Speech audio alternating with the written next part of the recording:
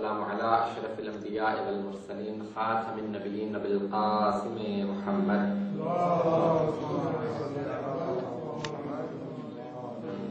وآله الطيبين الطاهرين المعصومين لا سيما بقية الله في الأرضين روحي وأرواح العالمين نالت تراب مقدمه الفداء واللعنة الدائمة على أعدائهم أجمعين من الآن إلى قيام يوم الدين. أما بعد، السلام عليكم جميعا ورحمة الله وبركاته.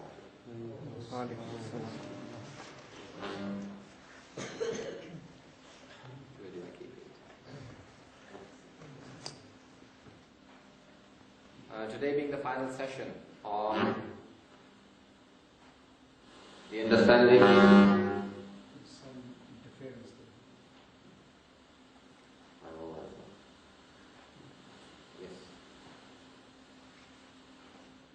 and I briefly want to talk about the Ahlul Bayt al-Salam and some of the practices. Inshallah, if we have time towards the end, then I would like to talk about some common practices, the prayer and the fasting, not the other things, because these are the major things.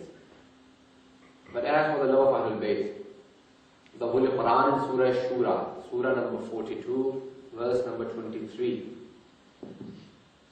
the Holy Prophet has been commanded by Allah subhanahu wa ta'ala by the word qul.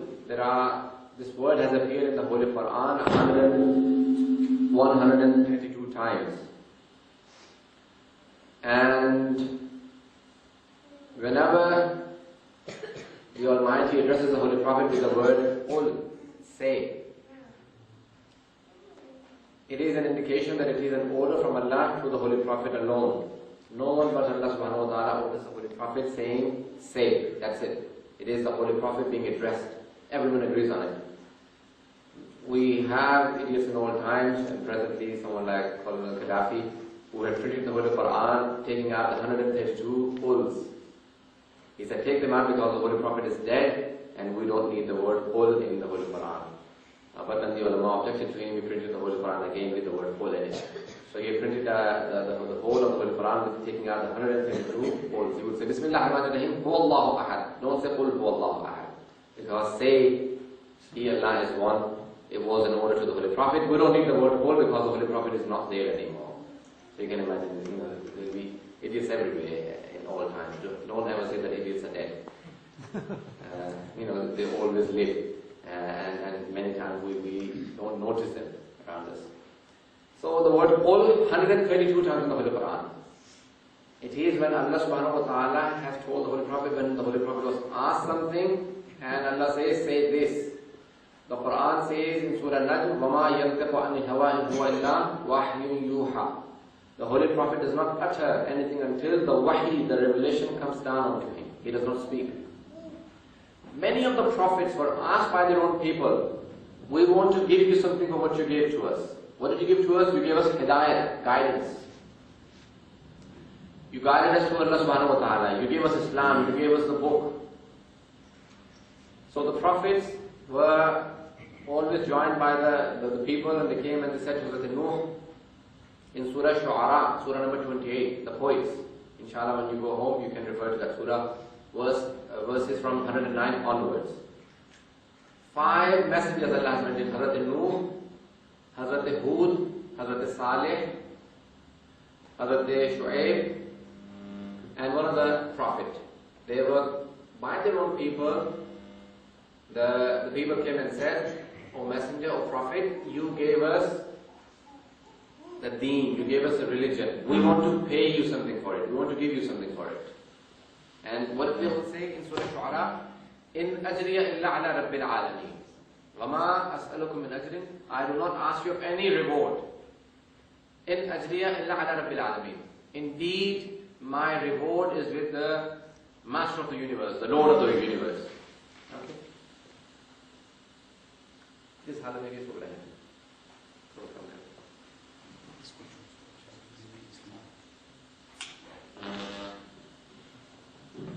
Yes. Can you all hear me better? Okay.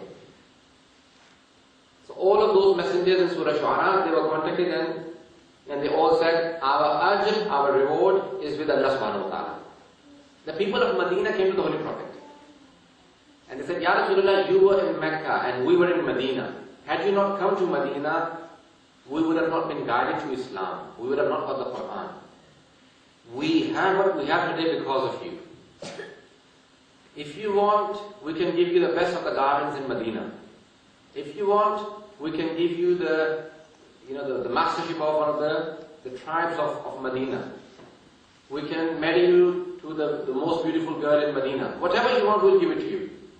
So the Holy Prophet smiled. They're trying to pay the Holy Prophet for what he has done.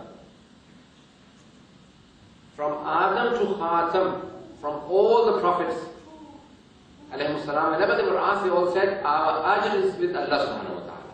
Our reward lies with the Almighty God. And today Allah says, now is the time to ask for that reward. All of my messengers say to them, La as'alukum alayhi ajran illa al-mawaddata fil qurba. I do not ask you for any reward except for the love for my near ones, my qurba, my family members. No prophet has ever asked anything. And today the Holy Prophet, representing all of those messengers, is asking for the first time. For the first time the Holy Prophet is asking, and what does he ask? For the love of the near ones. Illa al-mawaddata fil qurba. All the ones who say the Sahaba have priority over Ahlul Bayt, nowhere in the Holy Quran, nowhere in the traditions or hadith of the Holy Prophet. The Holy Prophet says, if you want to pay for the risalat, قُلْ لَا أَسْأَلُكُمْ عَلَيْهِ أَجْرًا. The ajr risalat, the reward. Ajr is usually, when you take an ajir, you hire a person, even a laborer, yes, a laborer that you hire, you call them ajir in Arabic. And whatever you give to it is called the ajr, the compensation. Many translators have said compensation and not reward, or the payment. He says the compensation for all the contributions that I have made and the delivering of this message is the love, mawaddat, mawaddat fil qurba, to love my near ones. All the ones who say, the Sahaba should get, this is the Holy Prophet's demand. Everyone says, no ajr. And the Quran says, in Surah Sabah, Surah number 34, verse number 47, وَمَا سَأَلْتُكُم مِّنْ أَجْرٍ فَهُوَ لَكُمْ إِنْ أَجْرِيَ إِلَّا عَلَى اللَّهِ. The Holy Prophet himself says, the ajr and the compensation that I asked you for is not for me. It is beneficial for your own selves. وَمَا سَأَلْتُكُم مِّنْ أَجْرٍ فَهُوَ لَكُمْ إِنْ أَجْرِيَ إِلَّا عَلَى اللَّهِ. My reward, my compensation lies with Allah subhanahu wa ta'ala. The reward that I've asked you is beneficial for yourself if you pay this compensation. If you love my Ahlul Bayt, it will have benefit for yourselves, not for me. You won't be pleasing me because I'm parting this world. I'll be leaving this world, and after me will be my Ahlul Bayt.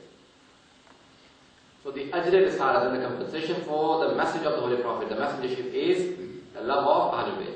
The Holy Prophet, when leaving this world, he says, إِنِّي تَعَلَكُمْ فِيكُمُ الثَّقْلَيْنِ كِتَابَ اللَّهِ وَعِبْرَةِ أَهْلِ الْبَيْتِ. I'm leaving behind two things, the Book of Allah and my Ahlul Bayt. Nowhere, anywhere, it says in the Holy Quran that it is Sahaba the Holy Prophet leaves behind. The Quran emphasizes on Ahlul Bayt. All the brothers who try and show this love for Ahlul Bayt in the Shia, that, because, I recently came across one of the Sunni writers, he said, Iranians had kingdom, and most of the Shias are in Iran, and because of that, they wanted a similar system in Risalat, and that's why they said, love the Ahlul Bayt of the Holy Prophet, because they believe in the kingdom. But we are the followers of democracy, so we take the Sahaba. Prove it from the Quran and Hadith, my brothers. The Holy Prophet gives us status, but only due to taqwa. All the ones who claim that Sahaba have priority over Ahlul Bayt, not a single verse from the Holy Quran they can produce on the priority of Sahaba. The Holy Prophet did not demand the love for Sahaba, but the love for Ahlul Bayt. Number one. Number two, he says, I'm leaving behind Quran and Ahlul Bayt. Number three, he says, all of my successes, all of my khulafa will be from Quraysh in Sahih Muslim. And even in many of the translations I came across of Sahih Muslim in English, they even said Bani Hashim. Nevertheless, the word the Holy Prophet has used is Quraysh. Kullahum min Quraysh, all of them Hashim. Nevertheless, the word the Holy Prophet has used is Quraysh. Kullahum min Quraysh, all of them, they are from Quraysh. The Holy Prophet has introduced the Ahlul Bayt alayhi salam. Number one, the criteria for Khilafat and Imamat.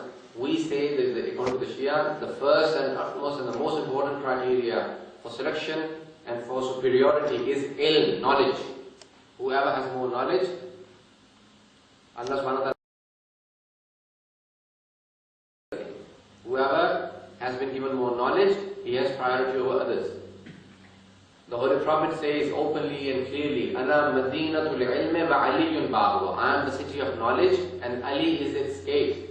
Faman arada ilma falyatil bab. Whoever wants knowledge, then come to the gate. That is Ali ibn Abi Talib. Number one, the priority and the criteria for succession, Khilafat and Imamat, is knowledge. Number two, bravery. The person who should succeed the Holy Prophet should be brave and should not back off from any battlefield, should not run away, should not leave the Holy Prophet to die. The only person never to escape from any battle, never to run away, and always present at 83 ghazwas of the Holy Prophet. Except for one, in Malta he did not attend. At Tabuk he did not attend. That's the only one that he missed because the Holy Prophet left him behind. And people started saying, Ya Ali, the Holy Prophet left you behind. So he went to the Holy Prophet and said, Ya Rasulullah, you left me behind, and people are saying that I am not strong enough to defend. He said, Ya Ali, anta minni bi manzilati Harun min Musa. You are to me like Harun was to Musa. Illa annahu la nabiyya ba'di. Except for there is no prophet after me. These are all the different traditions that you will come across. These indicate upon the superiority of Ali ibn Abi Talib. He has more knowledge than all the Sahaba and Ahlul Bayt. The Quran in Surah Ra'd, Surah number 13. If you want to note down, and inshallah, please refer to these verses and refer to these ahadith in your own time later on. These have been recorded and probably they will be played on the net, so you can probably go and search and listen to them, and you can take down the references if you can't take them down now. Go and refer to these verses from the Holy Quran. Go and refer to these ahadith of the Holy Prophet from the Sunni books. If you want it, I'll give you all the references. I have the Sahasita with me. Or the 6 major books of our Sunni brothers. The Holy Prophet says, I was talking about the priority and superiority, and the verse that I wanted to say, not the Holy Prophet, the verse itself, Surah Ra'd, Surah number 13, 1-3, and the last verse of that Surah. قُلْ كَفَى بِاللَّهِ شَهِيدًا بَيْنِي وَبَيْنَكُمْ وَمَنْ عِنْدَهُ عِلْمُ الْكِتَابِ وَيَقُولُ الَّذِينَ كَفَرُوا لَسْتَ مُرْسَلًا. The ones who disbelieve, who are kafir, they say, you are not a Rasul, you are not a messenger of Allah. Qul, say to them, O my messenger, كَفَى بِاللَّهِ شَهِيدًا بَيْنِي وَبَيْنَكُمْ وَمَنْ عِنْدَهُ عِلْمُ الْكِتَابِ. For me are 2 witnesses. 2 witnesses are sufficient for me. Kafa billah, kafa, kifayat, kafi. Even in Urdu we use it. For me are kafi. 2 witnesses are kafi for me, are sufficient for me. Who are they? One is Allah subhanahu wa ta'ala, and the other one, the one who has the complete knowledge of the book. The one who has the knowledge of the whole of the book. When Abdullah ibn Abbas, the cousin of the Holy Prophet and the most learned companion of the Holy Prophet, when he was asked, he said, O Abdullah ibn Abbas, people call you the Hibra of the Ummah, the ink of all of the Ummah. You're the most learned in Hadith and Quran. He was a Hafiz of the whole of the Quran, and he had memorized thousands of Hadith. How much do you know compared to Ali ibn Abi Talib? He said, there is no question. He said, why? He said, because it's just comparing the ocean to a drop. He said, who is the ocean and who is the drop? He said, I am the drop and Ali ibn Abi Talib is the ocean. My knowledge is only like a drop compared to the knowledge of Ali ibn Abi Talib. No one can be compared to the knowledge of Ali ibn Abi Talib. The first Khulafa, Hazrat Abu Bakr and Hazrat Umar radiallahu anhuma, they used to always refer to Imam Ali alayhi salam for all the problems they had. In fact, so much so that Hazrat Umar 70 different occasions during his Khilafat, he said, Lawla Ali lahalaka Umar. 70 different times he said, if Ali wasn't there, then Umar would have been destroyed, he said. And he said, Ya Abul Hasan, O Abul Hasan, O father of Hassan. Who is Abul Hasan? Imam Ali alayhi salam. His son is Imam Hassan alayhi salam. He said, O Abul Hasan, may Allah not give me the day when I am alive and you are not, because who will I refer to solve all the problems that I have in knowledge? So the superiority and priority is proven through knowledge. The Holy Prophet has priority over all the prophets because he has the most knowledge. his successor should have knowledge similar to that of the Holy Prophet himself. The Quran in Surah number 13, the last verse, it says, the one who has the complete knowledge of the book. وَقَالَ مَنْ عِنْدَهُ عِلْمٌ مِنَ الْكِتَابِ. In Surah Sabah and many of the other surahs, when Hazrat Sulaiman, when Hudhud comes back, he says, where were you? He said, I found a woman nearby. She is the queen of a people. So he said to his people, who will bring me her throne? قَالَ إِفْرِيتٌ مِنَ الْجِنِّ. Ifrit, his name was Ifrit. He was of the jinn, the Quran says. قَالَ إِفْرِيتٌ مِنَ الْجِنِّ. He was amongst the jinn. He said, before you move from your throne, before you get up from this place, I will go and bring her throne with her. He said, that's too late. So then a person got up. His name is not mentioned in the Holy Quran. The Ahadith says his name was Asif ibn Barqiya. Asif ibn Barqiya. He got up and he said, وَقَالَ, the Quran says, وَقَالَ مَنْ عِنْدَهُ عِلْمٌ. The book he said, أَنَا أُتِيكَ بِهَا. Oh, the blink of an eye, I'll bring her throne. Yeah, he said, now bring it. Hazrat Sulaiman was based in Palestine, and Queen Saba was in Yemen. Within the blink of an eye, he brought her. This is the Quran. You can't.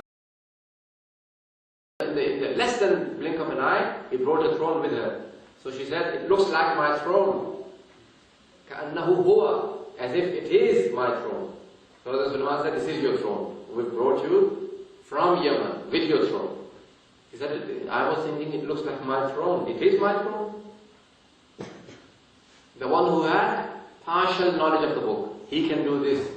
The one who has complete knowledge of the book, what can he do? The Quran says, with this Quran, you can shorten the earth and you can speak to the deceased. The one who has complete knowledge of the complete book, he should be able to do all of these. Show me a single person who said, except for Ibn Abi Talib, Saluni qabla an tashhaduni. Quran says, Fasalu ahla dhikr. Two places in the Holy Quran. It says, ask those who know. If you don't know, ask those who know. Fasalu ahla dhikr in kuntum la ta'lamun. If you don't know, then ask those who know. The Quran says, Fasalu, plural. And Ali ibn Abi says, Saluni, ask me before you lose me. Hazrat Umar radiallahu anhu once got up and said, Ya Ali, why don't you ever think before you answer?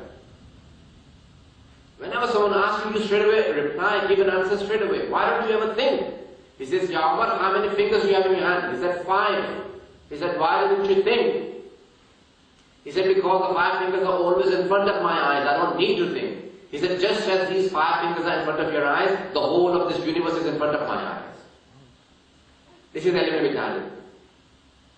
No other person has given this challenge, and no other person in the history of mankind answered as many questions as Ali ibn Abi Talib alayhi salam. Look at, there is a book as thick as this I have at home called Saluni qabla an tashhaduni. From Shia and Sunni references, all the questions that people ask Ali ibn Abi Talib in different occasions. When a person called Umar ibn Sa'd ibn Waqqas, one of the companions of the Holy Prophet, Sa'd ibn Waqqas, he said, Ya Ali, how many head do I have in my head? He said, where will you go to get a confirmation? Even if I give you a figure, that's how many have, for example, 100,000. Where will you go and sit down and get a confirmation? Who's going to sit down and count your head? But let me tell you one thing. In your head there is a shaitan. And the son that you have in the house is the killer of my son, Umar ibn Sa'd, who was his son. And later on he killed Imam Hussain alayhi salam. He was the commander-in-chief of Yazid's army in Karbala. No other person except for Ali ibn Abi Talib. The Holy Prophet says, I am the city of knowledge, and Ali is escaped. If you think these are exaggerations, look at the traditions in Sunni books. If you want, I'll give you the references.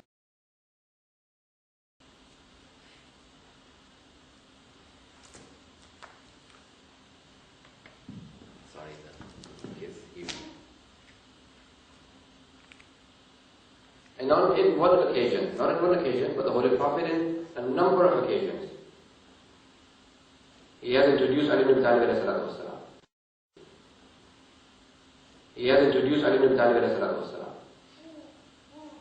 He himself has said, Anas Siddiqul Akbar.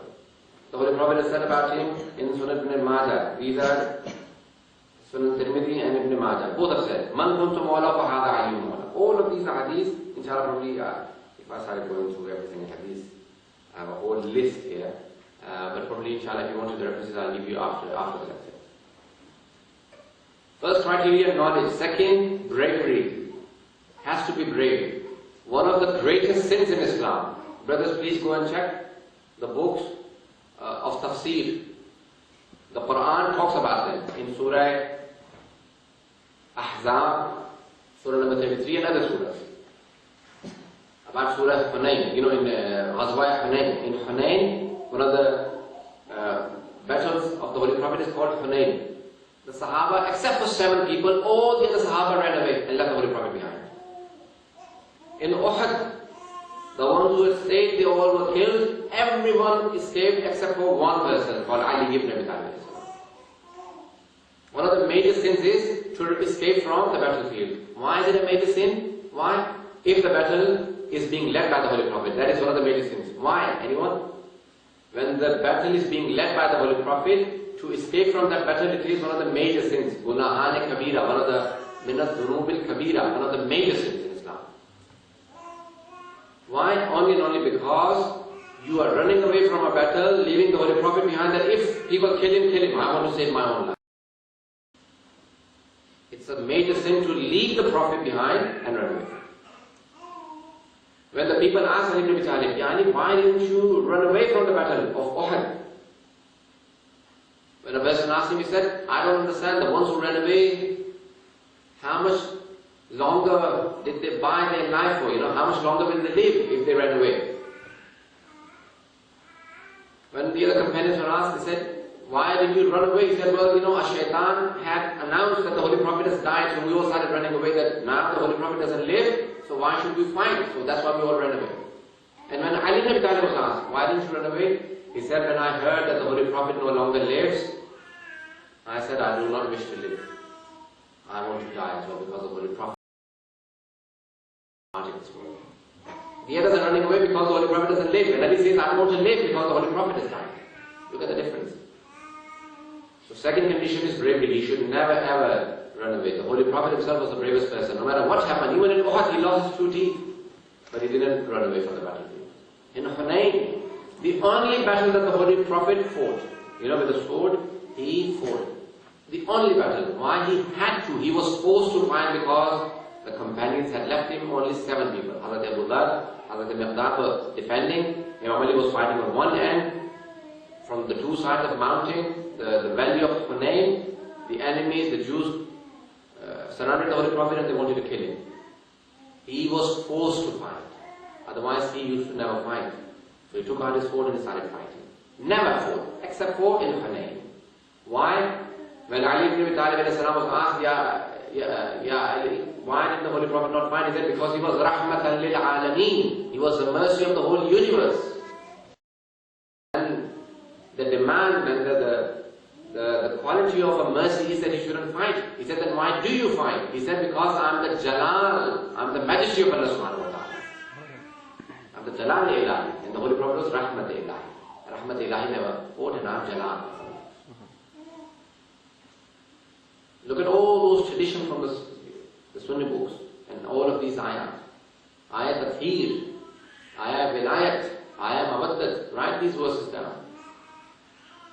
Surah number 33, verse number 33, we've already talked about it, Ayat Tathir. That in Jami Tirmidhi, Hazrat Salama says to the Holy Prophet when Ayat Tathir came down, when it came down, she said, Ya Rasulullah, can I also come and join you? In Jami Tirmidhi it says, the Holy Prophet said, Ansi al khair. You are a good person, but you are not amongst the Ahlul Bayt. You cannot enter this Aba, this Kisa, this cloth under which the Ahlul Bayt are. This is Jami Tirmidhi. Third condition and a sign of the Khalifa or the Prophet, his dua will never be rejected. His dua, his prayer will never be rejected. That is one of the signs. The Holy Prophet's dua is never rejected. The person who succeeds him, his dua should never be rejected. If you see the Sahaba asking for others to pray for them, and the Ahlul Bayt alayhi salam are always being referred to for the du'as and prayers, then you can see who are higher and superior. Do not ever say that someone was saying that I am a simple person, that he is just trying to be modest. He is admitting to his own position if a person says I am a simple person. When the Holy Prophet introduces himself and says that أَوَّلُ مَا خَلَقَ اللَّهُ نُورِي, I am the first creation of Allah subhanahu wa ta'ala, the first thing Allah created was my light. أَنَا وَعَلِيٌّ مِّن نُورٍ وَاحِدٍ, I and Ali are from the same light. And Allah divided that light, and the bigger light was Muhammad and was placed in Maqam Mahmud sallallahu alayhi wa sallam. And the second one was placed in Maqam Ala and was named Ali. Look at all of these hadiths. This is called Hadith Noor. Hadith Safina. Look at the famous hadith accepted by all Shia Sunni unanimously. مثل أهل بيتك مثل السفينة نوح من ركبها النجا ومن تخلف عنها غرق أبعه. The example of my Ahlul Bayt is the example of the ark of Nuh. Whoever rides it is saved, goes through salvation, and whoever avoids it is destroyed. Halaka. ومن تخلف عنها halak. He is destroyed if he avoids. Look at all of these hadiths. Not a single hadith similar about the Sahaba of the Holy Prophet. Now, there are many differences on the practices. The Shias keep the hands open, and our Sunni brothers tie the hands. Our Sunni brothers say that the Holy Prophet kept the hands open and he tied them at different occasions. We argue that the prayer of the Holy Prophet, when we asked the Ahlul Bayt, they said the Holy Prophet kept them open, and that's why the Shias emphasize on keeping the hands open. Imam Malik also says that the people of Medina always prayed with the hands open, and that's why we should. He always emphasizes on keeping the hands open. Imam Malik ibn Anas, one of the four schools of thought of the Sunni brothers. So the emphasis on keeping the hands open is because the Holy Prophet kept them open. Did he ever tie them? Difference of opinion. However, we do find in history books that the person who started the tying of the hands is Hazrat Umar, the second Khalifa. And our Sunni brothers say, they always emphasize that they are not Ahl Sunnah, they are Ahl Sunnah wal Jama'at. They are Ahl Sunnah wal Jama'at. Sunnah of the Holy Prophet, and Jama'at meaning the Jama'at of Sahaba. And Jama'at, without the Jama'at meaning the Sahaba, they do not. We say no. Haram Muhammadin haramun ila yawm al-qiyamah. Wa halaluhu halalun ila yawm al-qiyamah. The haram of the Holy Prophet is haram up to the day of judgment. And his halal is halal up to the day of judgment. No one has a right. Forget the Sahaba, even the Ahlul Bayt who we think are infallible, even they don't have a right to make something haram which the Holy Prophet made halal. They don't have a right to make something haram which the Holy Prophet made halal. So his haram and halal is the final. Therefore we keep the hands open. Secondly, our Sunni brothers say that you don't have to recite a complete surah after Surah Fatiha. We say that is true for Nafil and Musaf prayers, Sunnah, but not Farad, not Wajib prayers. You can't do that in Wajib prayers. Okay everyone? This is the difference of opinion. These are minor differences of opinion. The Shia, the Jafri school of thought emphasizes that after Surah Fatiha you have to recite one complete surah with Bismillah. You cannot recite some verses and leave the surah. You can only do that in Nafil and Sunnah prayers. Okay, Musaf prayers you can do that, but not in Farad, not in Wajib prayers. In Farad and Wajib prayers you have to recite a complete surah after Surah Fatiha. A short one or a long one, doesn't matter, but you have to recite a complete surah. Now, these are the minor differences of opinion.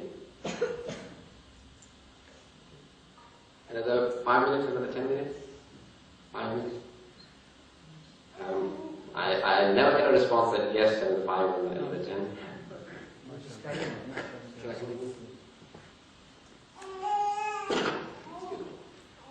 Second opinion on the prayers. The Shias emphasize that the sajda, the sujood, the prostration has to be on earth, wajhul ard, anything which is regarded as the surface of the earth. Everyone following me? Yes. I know I speak a bit fast. I've had a complaint now. I'm sorry. I try and slow down, but I can't. As the surface of the earth. Everyone following me? Yes. I know I speak a bit fast. I've had a complaint now. I'm sorry. I try and slow down, but I can't. You have to do the sajda on the surface of the earth. Anything which is regarded as wajhul ard, surface of the earth. Anything that grows from the earth. Okay? The earth, surface of the earth, or anything that grows from the earth. But which is not eaten or worn. गैर माकूल व गैर मलबूस, ना खाई जाती हो ना पहनी जाती। जमीन या जमीन से उगने वाली चीजों पे सजदा हो सकता है, लेकिन उन पे नहीं जो खाई जाती हो या पहनी जाती हो। Okay everyone, this is the emphasis why this is the हदीस ऑफ द होली प्रॉफिट, गैर माकूल व गैर मलबूस। जुइलत al-ardu masjidan wa tahura, this is from Sahih Bukhari as well. The earth was made for me a place of taharat, masjidan wa tahura, place of prostration, sajda, and a place of, if you don't have water for wudu, then you can use tayammum. Okay, tayammum is done with earth. What is earth? The dust, yes, not when it has water mixed with it, obviously. So dust, sand, pebbles, clods, stones, marble, anything which is called as surface of the earth. All of these things. And things which grow from earth. So, leaves, grass, wood, but not on a palm leaf. Why not? You know the palm leaf, the green leaf? Why not? Because many people eat it. Okay? So anything which is eaten or worn, you can't do sajda on it. Fruits and vegetables. Why you can't do the sajda on these things? Because namaz is to take you away from dunya, from this world, to Allah subhanahu wa ta'ala. It's a connection between man and Allah. Eating things and wearing things are connection between man and dunya. Man and this world, that is the biggest connection. Eating things and the things that you wear. So you can't do sajda on those things, which are eaten or which are worn. Okay, only and only. So on a carpet you can't do sajda. You either get a wooden, like a small tablet of wood or clay, and that's why you see all the Shias with clay tablets. Al-Lahui in his Al-Bayan, the Tafsir al-Quran, has given a long answer. I will not wish to go into it. He said, I was praying in the masjid of the Holy Prophet because it was carpet, so I placed a turbat, like Sajdaga, or the tablet, the clay tablet from Karbala. From the clay of Karbala. So he said, I was praying, and suddenly I felt that someone came and picked it up. So I was supposed to do sajda on the back of my hand, and I finished, and I looked around, and there was this sheikh standing. I said, do you speak Arabic? He said, yes, I'm in Arab. He said, do you know that it is haram to pick up someone's property without their permission? He said, yes. He said, then why did you do that? He said, I'm sorry, but I was trying to save you from shirk, from associating with Allah subhanahu wa ta'ala. He said, how did you work that I was doing shirk? I was doing namaz. I was praying to Allah subhanahu wa ta'ala. I was doing masalah. He said, but you are doing sajda to an idol. You have an idol in front of you. He said, if you had paid attention, I wasn't doing sajda to it. I was doing sajda on it to Allah subhanahu wa ta'ala. Doing a sajda to something and on something is two different things. I can say the same thing that you are doing sajda on the carpet, so you are praying to the carpet. You are worshipping the carpet. He said, well, why did you do it on the tablet? So he said, I explained to him the ahadith, and he was convinced. And he said to me that our people don't know. If they knew that, they would not reject it. They would not regard the Shias as mushrikeen. So he said, we had a long debate, 1.5 hours. He said to me that, send me books. He said, I'll go back to Najaf and I'll send you books. He said, this is my address, write to me and I'll send you the books. Send me your address. He said, I never heard from the Shaykh again. I'm not sure what happened to him. He probably went back and told his people that this is what I think the Shias are. I accept them as Muslimin and as people who are Muslims, and the people didn't like it probably. So we don't do sajda on anything which is eaten or worn. These are the three major differences. On the recitation of the second surah, we want a complete surah, leaving the hands open, and on the sajda. That's it. These are the three major differences. All the others are very similar. We have niyat, we have takbiratul ihram, we have qira'at, the tilawat. Qiyam muttasil bil ruku, we have ruku, sujood, tashahud, salam. So we have everything else. Tartib and muwalat, sequence, you can't change the sequence of the prayer. So everything else is same, but these are the three differences. Fasting, all those things which are eaten, worn, everything which is haram in fasting, same. After, about 10-15 minutes after the Sunni brothers. The verse of the Holy Quran says, وَأَتِمُّ الصِّيَامَ إِلَى اللَّيْلِ. Complete your fast when the night enters. We say the night only enters after the disappearance of the Humratul Mashriqiyya, as they call it, or on the surface, on the sky. Our Sunni brothers say this is a minor difference. They say as soon as the sun disappears from sight, it is sunset. We say no, as soon as it disappears, it is not sunset. When it starts going down, the redness from the east will disappear. As soon as that redness, disappears from the top of the head, that is regarded as night, and only then you can open the fast. So the definition of night, layl, is disputed. So it's about 10 brothers. We don't open, we think that it will be break. You'll break it if you open it a little early. In the Shia, the second difference on the fasting is, we don't have to break the fast. The fasting itself is a name. When you were intending that I'm starting the fast, you said from dawn till dusk. When dusk happens, when the night enters, the fast automatically opens. You don't have to do anything to open it. You don't have to do anything to break it. It opens. The time has finished. While our Sunni brothers emphasize, no, that you eat something to break it. No, we say that the fast is finished. Now you can eat. You don't have to intend that I'm breaking the fast. You intended to fast, not to break. You intend to fast. When the time finished, the fast finished. Okay? So it is mustahab to read some dua or a surah Imran usually, or a dua. Rabbaini laka sunto. Same as the Sunni brothers, same. The Holy Prophet read that, and that's why all the Muslims read it. These are the minor differences on the prayer and the fasting. I told you all the differences, but the other things are the same. We all pray to Qibla. Qibla is Kaaba. And I can't think of any other differences. So these are all the differences that I went into. If you want to read more detail on minor differences, then there is a book translated into English by Sheikh Muhammad Jawad Moghniya, a Lebanese writer who died in probably the 80s or 70s. He has a book called Al-Fiqh al-Madahib al-Khamsa in Arabic, translated into English as the jurisprudence in the five schools of thought, or the five schools of thought. Fiqh in the five schools of thought. So you can see all the minor differences, where they are same and where they are different. Questions, if we had any, then we will. Yes, brother. If you're travelling up north, for example, to a place, I've been told by some of my sort of Shia brothers that you don't have to fast after a certain distance. Can you sort of clarify that? Ahsan. The Quran says, Surah Baqarah, Surah number 2, verse number 187 onwards. If you want me to give you the exact verses, then I can give it to you now. If you want me to? Go for it.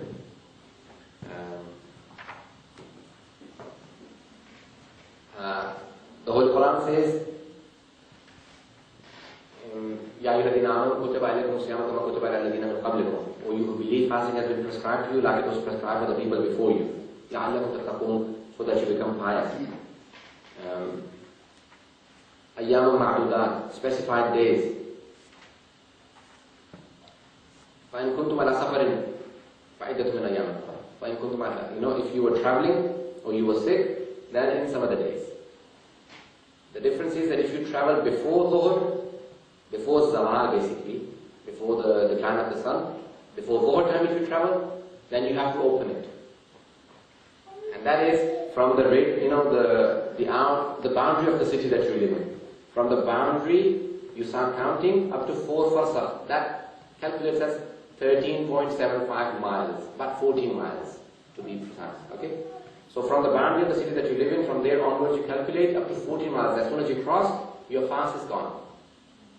Okay? So the Holy Prophet said 4 farsakh. So if when you try, calculate in English miles, then 14 miles. If you travel outside the town, then that fast, if you travel before Dhuhr, has gone, you have to make up for that fast in another time. But if you travel after Dhuhr, it is wajib to complete the fast. So if you're traveling from London going towards America, and it happened to me once, Allah protect us from that. So the day keeps becoming longer and longer. So the fast never ends. So it just kept increasing. When I got off in America, it was still 2:30 or something like that. And I had done something like 11 hours, and I was just, I was so weak. I had bought the ticket for 12:30 or something like that. And it got delayed, the flight got delayed, it went after 1, and I had to complete the fast because it was after Dhuhr. And it wouldn't end. So something like 27 hours or something I had to. But if you're going the other way, it opens early. If you go towards east, And I've done that as well. I'm going to Dubai, very quickly it opened within half an hour. And that fast is valid. So just remember, the prayers also become shortened faster. After 14 miles from the boundary of the city, you start counting 14 miles, and basically you have to do shorter prayers. Dhuhr, Asr and Isha become, the 4 rakat prayers become 2 rakats. And the fast, if you travelled before Dhuhr, finishes. But after Dhuhr, you have to complete it. Did I make myself clear? These are the verses from the Holy Quran. Surah number 2, verse number 187. 187, yes. Well, not just one verse, all of those verses that talk about the fasting. So if you want to read, it's a series of verses. Malala, when we do Umrah or Hajj, yes. Actually is the way we wear our ihram is kind of slightly different to our Sunni brothers. Why is that? Okay, Hassan. Both are true clothing. You can't wear anything underneath it. Okay? Cover from the belly button to just below the knees. It is wajib, both Shias and Sunnis. But the upper part, our Sunni brothers say that you can take out your arm, like at the moment I am. For example, you would cover yourself like this and leave an arm out. You can do that. But in the Shias, you can't do that. An arm is regarded as a part of upper body, and it is wajib to cover your upper body from women. So you have to cover like this. You know, like how they wear a chador or something like that. So you have to cover both arms. You can't leave an arm out. It is not permissible. Not that it is discouraged or something. No, it is not. The arm and shoulders are regarded as upper body for men, and they have to cover it from women. So both of the arms and chest and tummy and the back has to be covered from women. Wajib. Yes. There's one question. If you're working, say you're a taxi driver or you're a salesperson and you go out of town, your salat and your fasting is complete, so you have to keep. Is that right? Okay, good question. Did you all understand? A person who is a salesperson or a person, basically the hadith says kathirus safar, a person whose job is to travel. You know, like in old people who used to, what do you call them? Drive ship. You know, the ships they would take from one port to another, and the people who were, travelers, they are regarded as kathirus safar. Kathirus safar, anyone who travels 3 days or more in a week, he is regarded as who travels too much, and they have to fast at all times, and they can't have shorter prayers. They have to do full prayers, and they have to fast even when they're traveling. However, if they travel outside their job, then the rulings change again. Okay? So for their job, if they're traveling 3 times a week or more, every week, then they cannot break their fast. They have to fast all the time, and also their prayers will not be shortened. They have to do full prayers. Did everyone understand that? So what's that to get to Los Angeles? My traveling is not excessive. I travel, yes. In fact, for the past 2 years, I was traveling something like 5-6 months a year. Some Shia fuqaha presently believe that even if you're not traveling 3 times a week, but if you're doing 4 months in a year, that is 1/3 of the year you're traveling. And I was traveling something like 5-6 months a year. So I had to fast at all times and I had to do full prayers. But I have now intended not to, but I can't control it at the moment. I'm trying my best to contain my traveling, inshallah. See?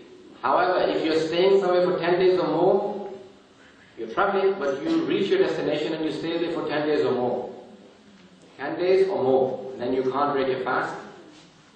And you will fast for those 10 days and you will do full prayers. If your destination where you get to is, your stay there is for less than 10 days, even for 9.5 days, then you have to do shortened prayers and you cannot fast. They're not that complicated. If you read on inshallah, they come inshallah. I just want to clarify something. Going back to the madhab, the schools of thought, Imam Jafar was accepted to be the first Imam or the originator of the schools of thought in Islam. Originated from Imam Jafar. Now, can you just clarify? Maybe I'm wrong here, but was Imam Jafar the great grandson of Abu Bakr Siddiq? Is that true? Or, Okay. and if that is true, why is there? How can we justify having to? Good question. Before I answer that question, just a little point. When we say that we are Jafaris, we follow the fiqh of Imam Jafar Sadiq. It is not that fiqh Jafar is different to that of Ali ibn Bakr or his sons Imam Rada or Musa Khalid. No. It is only and only in the time when the people were legislating their own fiqhs, they said his school of thought is Jafari and we are Hanafi or Maliki. And that's why it became Jafari. And that's why we became famous of being called Jafari. Otherwise, Jafari is not like the other schools of thought. Okay? It is not like the other schools of thought. We don't regard it as a school of thought like Imam Abu Hanifa or Imam Malik. Imam Malik and Imam Abu Hanifa are both students of Imam Sadiq.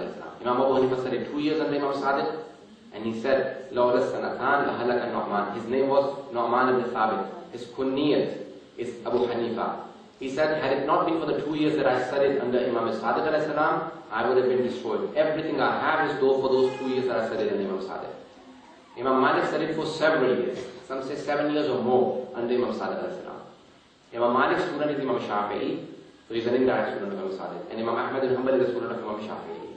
So they're all directly or indirectly students of Imam Sadiq.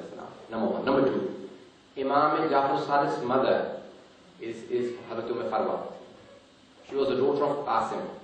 Qasim is the son of Muhammad, and his father is Abu Bakr. So Imam Sadiq's mother was the granddaughter of Hazrat Bakr's son. Did you all understand that? Did I confuse you? Okay. Hazrat Abu Bakr's son, Muhammad ibn Abu Bakr. His grandson is basically Imam Sadiq's Nana, basically. Okay?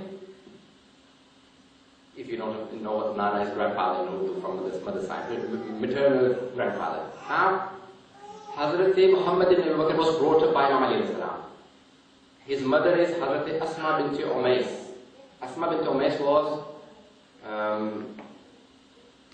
originally the wife of Hazrat Jafar Tayyar, the older brother of Imam Ali salam, who became Shaheed in Jang Mawta. And after she became his widow, she married Hazrat Abu Bakr. And when he died, she had 2 children from him, Muhammad ibn Abu Bakr and Kulthum, for whom Hazrat Umar had proposed.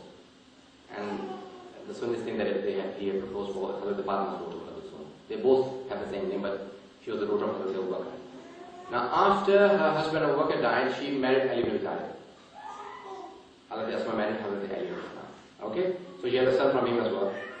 But now, they were brought up, Muhammad ibn Bakr and Umm Kulthum were brought up by Imam Ali alayhi salam. So they were in favor of Ali ibn Abi Talib all the time. Even in the battle of Jamal, when Imam Ali alayhi salam and Hazrat Aisha are fighting each other, Muhammad ibn Abi Bakr supported Ali ibn Abi Talib because he was a true follower of Ahlul Bayt, very strongly connected to Ahlul Bayt. In fact, so much so that people actually questioned him and said to him that, are you going to oppose your own father, Abu Bakr, because you support Ali?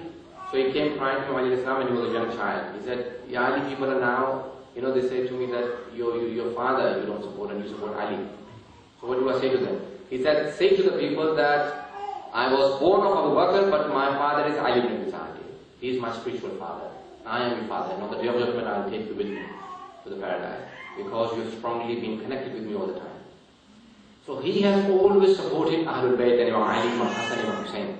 Muawiyah killed him and burnt him because he loved Ali ibn Abi Talib. Imam Ali had made him the governor of Egypt. When he was sent to Egypt, Muawiyah sent an army who killed him, sewed him up in the skin of the donkey and burnt him.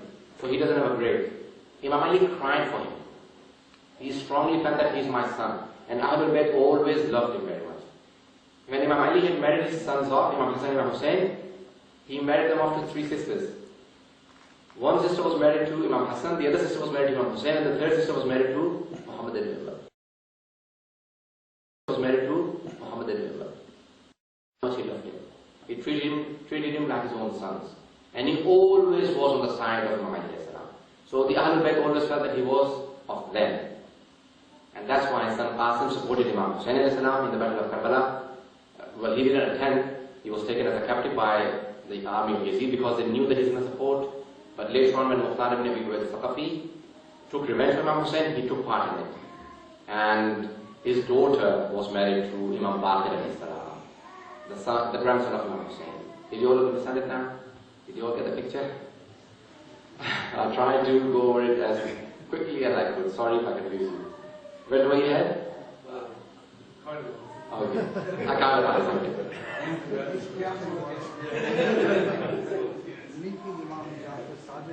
To Hazrat Ali. To Prophet Muhammad. Yes. So Okay. There are many different schools of thought in Sufis. Sufiyas, Qadiriyya, Naqshband. All of the schools of thought. All the schools of thought of the Sufis. Yes? They go back to Ali ibn Abi Talib. Straight after the Holy Prophet, the first person is Ali. All the Sufi schools in Islam. Every single one of them, except for Naqshbandi. They take the first person to be Abu Bakr and then Jafar Sadiq in that silsila. So that's the only school of thought, Naqshbandi, who say that Abu Bakr is the successor of the Holy Prophet in spirituality and knowledge. All the other 100 and something schools of thought of Sufis take Ali ibn Abi Talib to be the successor. All the Sunni Sufi schools of thought. So this means in Sufis as well, there's a principle, Taqiyya, Taqiyya. where they invite your true intention. Yes. Yeah, Taqiyya basically, I'll read the verse of the Holy Quran to you. This is Sahih Bukhari. There is a verse in the Holy Quran in Surah Anbiya, Hazrat Ammar Yasir, one of the companions of the Holy Prophet. His father and mother are the first shaheed in Islam. Some say his mother is the first shaheed, Sumayya, Hazrat Sumayya, radiallahu anha, first shaheed, woman, female first shaheed. Some say his father is the male first shaheed, some say no, he's not the first, but one of the first, Hazrat Yasir. Okay? When the Kuffar, the Quraysh killed his father and mother, when Abu Jahl and all of them, they killed his father and mother, they said, you deny that I believe in a God, and I believe in Muhammad, and we'll let you go. If you say that I believe in one God, La ilaha illallah, will kill you. So he started crying and said, I don't believe in a God, I believe in the idol that I used to worship before. So he came crying to the Holy Prophet, and the verse to the Holy Prophet had revealed from Allah subhanahu wa ta'ala. وَقَلْبُهُ مُطْمَئِنٌ بِالْإِيمَانِ. The one whose heart is full of iman, full of faith and belief. He has lied, but his heart is full of iman. He didn't mean it. He hasn't denounced his faith. He still is a believer, a mu'min. So when he came to the Holy Prophet, he said, Ya Allah, have I become a kafir? I denied you, I denounced you, and then Allah subhanahu wa ta'ala. The Holy Prophet said, no, the Holy Quran has given witness for your iman. 579. These are the verses. I'll give you the exact verse and the hadith on it. 579. And on that, Kitab al-Diyat, if you want to take down the reference from Sunni books, Sahih Bukhari, Kitab al-Diyat, that is the book number 87. In fact, sorry, Kitab al-Istidana wal-Murtaddin wal-Mu'anadin wa Qitalihim, about the Murtad, chapter number 89. Qala al-Hasan, these are the verses that were revealed. Illa man ukriha, the one who was forced to denounce his faith. Wa qalbuhu mutma'innun bil iman. Surah Al-Imran, Surah number 3, verse number 28. So taqiyya is in the Holy Quran. To save your life, you can lie. For 3 things you can lie, and one of them is to save your life. Shias have been in minority to say their life, they would say that we are Sunnis or something like that. So then that's why they said, oh, they lie, the Shias have taqiyya, so they would use it against the Shia all the time. But in fact, the Sunnis also have it, and there is, in the same chapter it says, وَقَالَ الْحَسَنَ التَّقِيَّ إِلَى يَوْمِ الْقِيَامَةِ. Taqiyya, to dissimulate, to hide your faith, continues up to the day of judgment. Okay, this is from Sahih Bukhari. All the Sunnis who accuse, majority of the Sayyids in Saudi Arabia who were Sunnis today, they were all Shias, they went into Taqiyya and they became Sunnis. The father died young, he couldn't tell the children that we are Shias, because the child would go and tell outside, oh, we are Shias. So he would tell, no, we are Sunnis to the children. So the father died young and the children said, we are Sunnis, so they remained Sunnis. And same thing happened with the Sunnis in Iran. When one of the kings converted from Sunni to Shia, he said, okay, the state religion from today is Shias. We are a Shia state. All the Sunnis went in Taqiyya, and all of Iran became So the Sunnis have Qat'iyya, but they always accuse the Shias of having it, so this is from Sahih Bukhari. Okay? So in Saudi Arabia, Yemen, Bahrain, all of these countries, when you have majority of well, Bahrain they have 75% Shias, but in other countries, when there's a large conversion of Shias into Sunnis, it's because of Qat'iyya, and wherever you have large conversion of Sunnis going to Shias, it's again because of Qat'iyya. Manana, can you confirm or clarify at least, did the Holy Prophet, peace be upon him, have any adopted children, and if so, how many? The Holy Prophet had 3 adopted daughters before, in Makkah. He had 1 adopted son, Zayd ibn Thabit, and the 3 daughters were the nieces of his wife, Hazrat Khadija's sister's daughters. Their father died, so she took them. She was the richest woman in Arabia, so she took them in. She didn't have any children. The Holy Prophet, everyone knows that he didn't have children for the first 5 years. The Holy Prophet got married at the age of, anyone? 25. Everyone should know that, for God's sake. For the sake of the Holy Prophet. So he got married at the age of 25 to Hazrat Khadija. How was she? This disputed. Some say, the Sunnis say 40. Why? The Umayyads made it up that she was divorced 3 times. She had the wealth from her previous husbands, and she was 40 years of age. She was nice looking, and all of those things just because of the hatred for the Ahlul Bayt, obviously. So they made up all of those things. She wasn't divorced 3 times before. She didn't have any children before. She didn't have any previous marriages. Nothing. All of that was made by Banu Umayyah, Muawiyah and his company. She wasn't previously married at all. She didn't have any children from previous husbands at all. She joined the Holy Prophet's clan 4 generations back. So they're from the same family. She was 28 at the time of the marriage with the Holy Prophet. 25, the Holy Prophet is 25. Okay, there is no difference of the Holy Prophet's age. 25. For first 5 years, the Holy Prophet has no children. So when he's 30, his uncle who brought him up, Abu Talib alayhi salam, he has a son called Ali. So he says, Uncle, you brought me up, I don't have any children, can I adopt your son? He said, you can. So he took him from, the day he was born, he takes him from Khana Kaaba, because the only person to be born in Imam Mas'udi has written this in his book, 2nd volume, about Imam alayhi salam, page number 239. He says, Ali was the only person to be born inside Kaaba. So he takes it from Kaaba to his house and says, Khadija, we have a child now. That is Imam alayhi salam. Next 5 years, he has a child in the house called Ali. Shia Sunnis agree. How old is the Holy Prophet now? 35. Thank God for the maths. 30 at 5, 35 obviously. Now, the history is mentioned in the next 5 years, from 35 to 40, at the age of 40, the Holy Prophet announces that he is a prophet. Yes, the announcement of the Holy Prophet, the prophethood. In the next 5 years, he has 3 daughters born. Zainab. All 3 of them grow up. They get married to 2 sons of Abu Jahl and 1 to the another one. Okay? They get divorced. Is that all possible logically, historically? Within 5 years. So they came into his life in those 5 years. They were young girls who Hazrat Khadija adopted from his sister. They came into the life of the Holy Prophet and they had been married off and later on married Hazrat Usman or whatever happened. So they were adopted daughters of the Holy Prophet. They died young, all of them. And the only daughter that was born after Islam was Hazrat Fatima. After Islam, the Holy Prophet had 2 sons from Hazrat Khadija after the age of 40. The first one called Qasim and the second one called Abdullah. That's why it's called Abdul Qasim alayhi salam. Both died young. Hazrat Abdullah died at the age of 2. Then the people started calling the Holy Prophet Abtar, tailless. In olden days, they would cut the tail off the horse so it doesn't bother them when they're fighting their enemy. That tailless animal was called Abtar. The Arabs would also, they would call names to the ones who had sons and all of their sons died. So they would call him Abtar, the one who is tailless.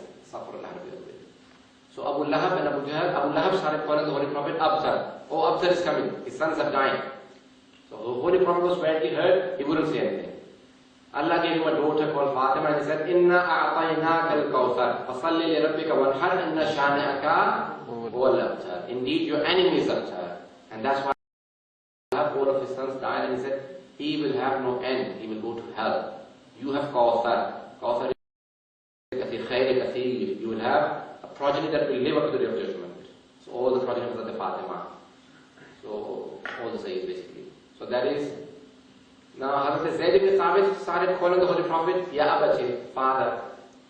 In Medina, when he came to Medina, he said, father, dad, and Allah subhanahu wa ta'ala disliked that.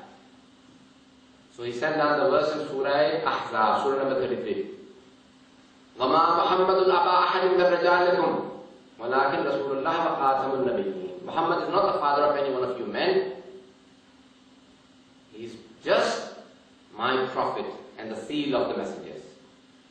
وَلَكِنْ رَسُولُ اللَّهِ is the messenger of Allah and the seal of the prophets. That day he came to the house of the Fatima and she started calling him Ya Rasulallah, Ya Rasulallah. He said, Fatima, your behavior has changed. He said, Father, Ali told me that you announced today that Allah wants every one of the men to call you Ya Rasulallah. No one should call you Ya Abate. No one should call you father or dad. They should all call you Messenger of Allah.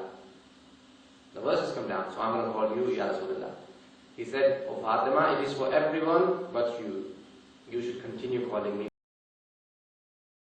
So he only had one daughter at the time of his death, who was displeased with the companions. This is again in Sahih Bukhari, that Hazrat Fatima died and she made a will to Imam Ali Islam that none of the companions of the Holy Prophet should be allowed to my funeral.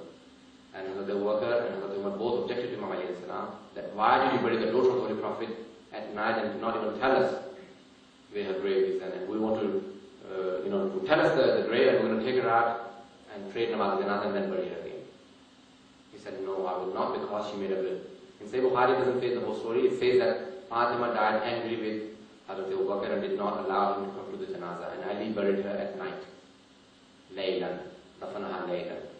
Prayed on her alone and buried her. Because of the things that had happened after the Holy Prophet, when he had taken away everything from her.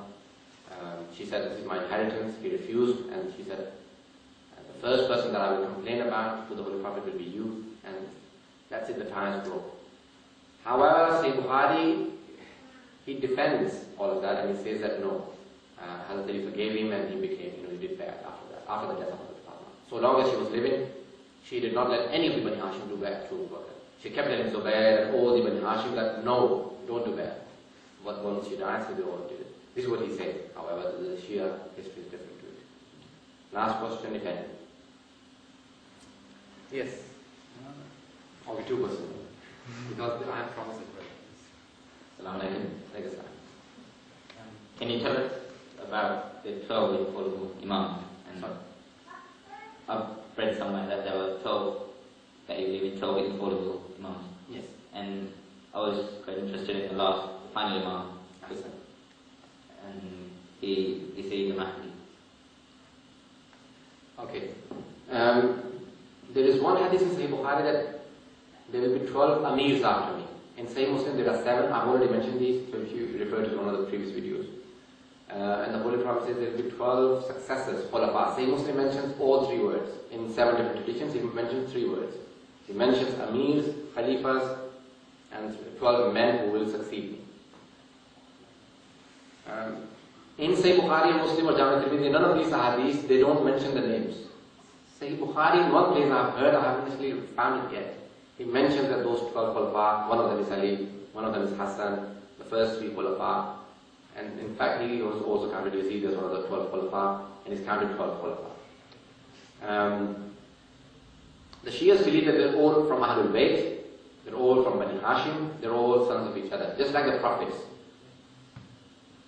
The first one is Ali, the cousin of the Holy Prophet, his son-in-law, and the Holy Prophet about him has said, Ali, Ana wa Aliyun min Nur al-Wahid, and famous tradition when the Holy Prophet, when he came to Medina, he made all the Muhajirin brothers of Ansar.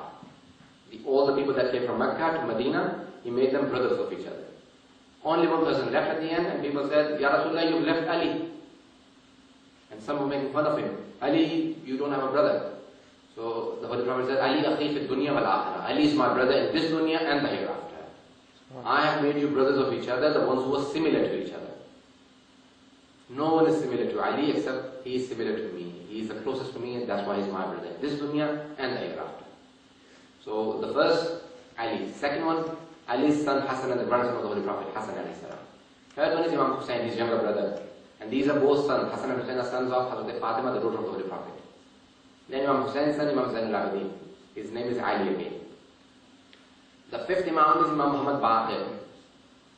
The sixth Imam is Imam Jafar Sadiq alayhi salam. Seventh is Imam Musa Kadhim. Eighth Imam, Imam Ali ibn Musa Rada. Ninth Imam Muhammad Taqi. 10th Imam Ali Naqi. 11th Imam Hassan Askari. And the 12th Imam is Imam Mahdi alayhi salam. The last successor, all the Shias and Sunnis agree that he is Mahdi. I have today, last night actually, found a hadith that Hazrat Fatima, according to Imam Bukhari, we should say alayha salam, salamullahi alayha, and not radiyallahu anha. Okay, he's mentioned salam. And with Imam Mahdi, all Sunni and Shias use alayhi salam, but they don't use it for the previous 11 Imam. They say they are not alayhi salam, they are radiyallahu anhum, but the 12th Imam is alayhi salam. So they say Imam Mahdi alayhi salam. Why? Because Hazrat Isa will pray behind him. And the Sunnis believe that he is superior to the 11th first Imam. The Shias believe he is already born 255 Hijrah and he still lives, he is in occultation, he is in Ghaibat. The Sunni brothers believe he is not born, he will be born of Imam Hassan. Okay? The Shias say that from mother's side he is from Imam Hassan and from father's side he is from Imam Hussain alayhi salam. Whose son he is from. The hadith mentioned Al-Mahdi min Wuld Fatima. Mahdi is from the children of Hazrat Fatima. 119 hadiths on this topic in Sunni and Shia books, in Sunni books I think alone. 119 hadiths that Mahdi alayhi salam will be from Hazrat Fatima's progeny, okay, from her children. Yamla ul-arda, these wordings have appeared in book talks about Imam Mahdi, these words have appeared about him. Yamla ul-arda qistan ma'adla kama balagh al-mawjara. He will fill the earth with peace and justice, just as it will be filled with injustice and oppression before him. So before him it will be injustice and oppression, and when he comes, he will fill the earth with peace and justice. And he will fight and overthrow all the tyrant governments in his time. He will start his revolution from Mecca, he will take over all the Islamic world and the Europe and the whole world. So that's Imam Mahdi alayhi salam. I take this one question and then I take it. दो question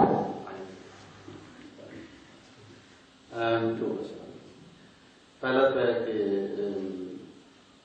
इस्लाम में वाक़ईन के हकूक़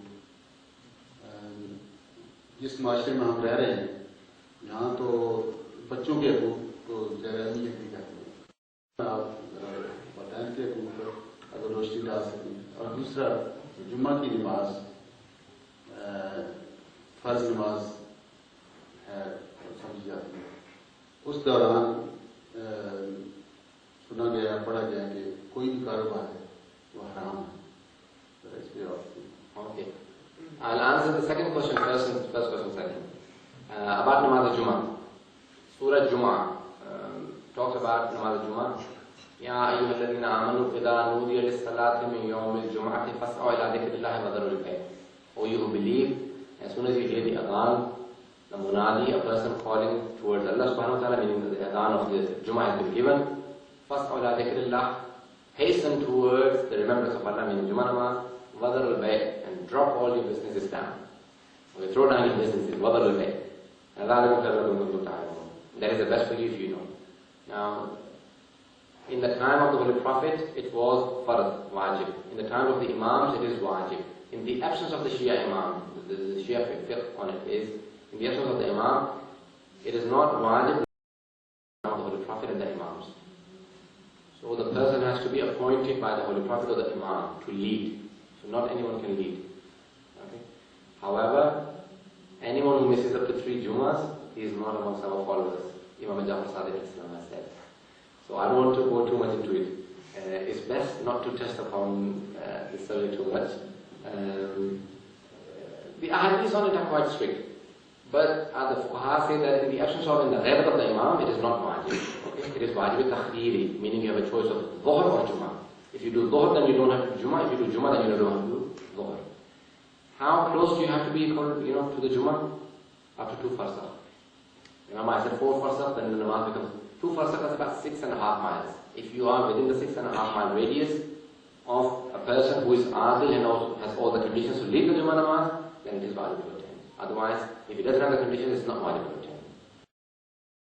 Did I confuse? I don't want to go too much into it. Okay, first question.